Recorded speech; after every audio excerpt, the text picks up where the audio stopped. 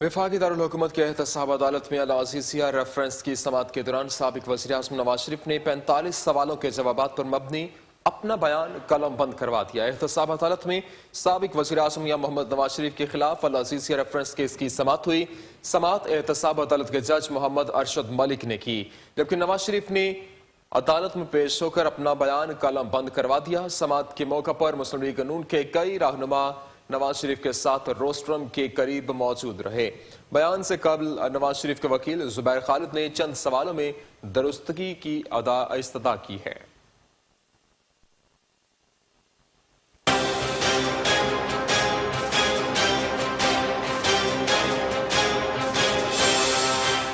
एहतसाब अदालत में अल-अज़ीज़िया स्टील मिल रेफरेंस की समाअत हुई। एहतसाब अदालत नंबर 2 के जज मलिक मोहम्मद अरशद ने केस की समाअत की। अल-अज़ीज़िया स्टील मिल रेफरेंस में साबिक वज़ीर-ए-आज़म नवाज शरीफ ने 342 का बयान रिकॉर्ड कराया। अदालत ने नवाज शरीफ को 50 सवालात दिए थे। नवाज शरीफ ने अदालत को 45 सवालात के जवाब दिए और बताया कि 5 सवालात पेचीदा हैं। अपने वकील ख्वाजा आरस से मुशावरत के बाद इनके जवाब दूंगा। केस की समाअत में वक्फा किया गया। नवाज शरीफ को जाने की इजाजत दी गई और दोबारा 3 बजे फिर पेश होने का कहा। नवाज शरीफ दोबारा पेश हुए।